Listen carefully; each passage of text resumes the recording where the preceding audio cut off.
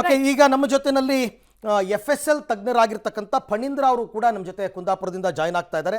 Sir ನಮಸ್ತೆ, ನಾನು ಅರವಿಂದ್ ಮಾತನಾಡ್ತಾ ಇದ್ದೀನಿ. ನನ್ನ ಧ್ವನಿ ತಮಗೆ ಕೇಳಿಸ್ತಾ ಇದೆ ಅಂತ ನಾನು ಭಾವಿಸ್ತೀನಿ. ಈಗ ದರ್ಶನ್ ವಿಚಾರಕ್ಕೆ ಸಂಬಂಧಪಟ್ಟಂತೆ ತಮಗೂ ಕೂಡ ಎಲ್ಲ ಮಾಹಿತಿಗಳಿದೆ, ನನಗೆ ಗೊತ್ತಿದೆ ವಿಚಾರವಾಗಿ. ಸಾಮಾನ್ಯವಾಗಿ ಇಂಥ ಕೇಸ್ಗಳಲ್ಲಿ ಯಾವ ಯಾವ ವಸ್ತುಗಳನ್ನು FSLಗೆ ರವಾನೆ ಮಾಡ್ತಾರೆ ಮತ್ತು ಕೋರ್ಟ್ನಲ್ಲಿ ಅದು ಎಷ್ಟು ಪ್ರಮುಖವಾಗುತ್ತೆ FSL ರಿಪೋರ್ಟ್ ಅಂತ?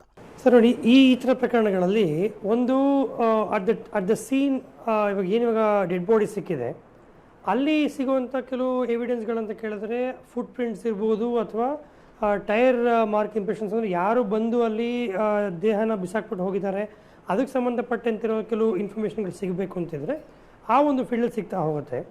ಆದರೆ ಎರಡನೇದಾಗಿ ಯಾವ ಒಂದು ಜಾಗದಲ್ಲಿ ಅವರು ಅಬ್ಯೂಸ್ ಮಾಡಿದ್ದಾರೆ ಅಂತಲೇ ಆಗಲಿ ಅಥವಾ ಅವ್ರು ಕೊಲೆ ಮಾಡಲಾಗಿದೆ ಅಂತ ಹೇಳಲಾಗ್ತದೆ, ಆ ಜಾಗದಲ್ಲಿರುವಂಥ ಬ್ಲಡ್ ಸ್ಟೈನ್ಸ್ ಇರ್ಬೋದು, ಅಲ್ಲಿ ಸುತ್ತಮುತ್ತಲಿರುವಂಥ ಕೆಲವು ಆಬ್ಜೆಕ್ಟ್ಸ್ ಯಾವುದನ್ನು ಯೂಸ್ ಮಾಡಿಕೊಂಡು ಅವ್ರಿಗೆ ಹೊಡೆದಿರುವಂಥದ್ದು ಇರ್ಬೋದು. ಸೊ ಅದೆಲ್ಲ ಕೂಡ ಈ ಒಂದು ಪ್ರಕರಣಗಳಿಗೆ ಇಂಪಾರ್ಟೆಂಟ್ ಆಗ್ತಾ ಹೋಗುತ್ತೆ. ಬಟ್ ಮೂರನೇದಾಗಿ very importantly and interestingly digital evidences.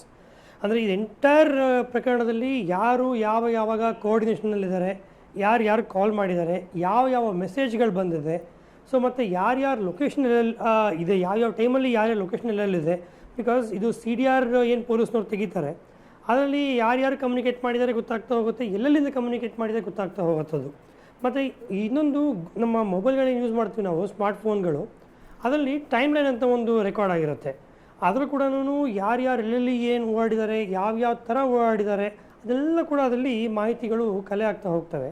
So ಇಂಥ ಕೇಸ್ಗಳಲ್ಲಿ ಡಿಜಿಟಲ್ ಎವಿಡೆನ್ಸಸ್ಗಳು, ಅವರ ಒಂದು ಮೊಬೈಲ್ಗಳಿಂದ ಸಿಗುವಂಥ ಇನ್ಫಾರ್ಮೇಷನ್ ಇರ್ಬೋದು, ಮತ್ತು CCTV ಫುಟೇಜಸ್, ಅವ್ರು ಓಡಾಡಿರುವಂಥ ಆ ಒಂದು ವಿಸಿನಿಟಿಲಿರುವಂಥ CCTV ಫುಟೇಜ್ಗಳಿರ್ಬೋದು.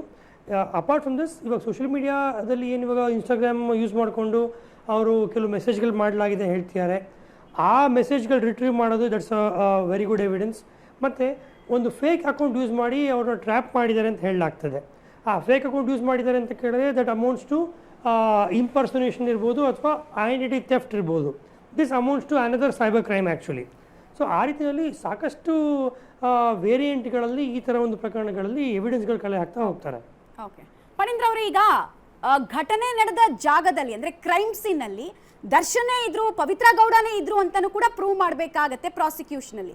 ಸೊ ಅದಕ್ಕೆ FSL ಟೀಮ್ನ ಎವಿಡೆನ್ಸ್ ಹೇಗಿರುತ್ತೆ ಅಂತ, ಹೇಗೆ ಕಲೆಕ್ಟ್ ಮಾಡ್ತಾರೆ ಅಥವಾ ಹೇಗೆ ಪ್ರೂವ್ ಮಾಡೋದು ಹೇಗೆ, ಈ what are the evidence required ಅಂತ, ಇಂಥ ವ್ಯಕ್ತಿ ಇದ್ರು ಕ್ರೈಮ್ ಸೀನಲ್ಲಿ ಅಂತ? ಮೇಡಮ್, ಯಾವ ಒಂದು ಎವಿಡೆನ್ಸಿಂದ ಪ್ರೂವ್ ಮಾಡಲಾಗತ್ತೆ ಅನ್ನೋ ವಿಚಾರನ I would like to keep it for myself. But digital technology ಇವತ್ತಿನ ದಿನ ಎಷ್ಟು ಮಟ್ಟಿಗೆ ಅಡ್ವಾನ್ಸ್ ಆಗಿದೆ ಅಂತ ಕೇಳಿದ್ರೆ, including the case of Gauri Lankesh case. Okay, ಈ ಕೇಸಲ್ಲಿ ಅವರೇ ಕೊಲೆ ಮಾಡಲಾಗಿದೆ ಅಂತ ಸಸ್ಪಿಷಿಯಸ್ ಮಾಡ್ತಾರೆ. ಬಟ್ ಗೌರಿ ಲಂಕೇಶ್ ಅಂತ ಕೇಸ್ಗಳಲ್ಲಿ ಯಾರು ಅಂತಲೇ ಗೊತ್ತಿರಲಿಲ್ಲ.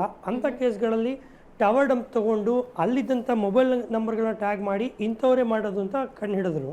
ಬಟ್ ಇಂಥ ಕೇಸ್ಗಳಲ್ಲಿ ಅವ್ರು ಅಂಥ ಜಾಗದಲ್ಲಿ ಇದ್ರು ಅಂತ ಹೇಳೋದಕ್ಕೆ ಬಹುಶಃ ಅದು ಅಷ್ಟು ದೊಡ್ಡ ಕಾಂಪ್ಲಿಕೇಶನ್ ಏನಲ್ಲ.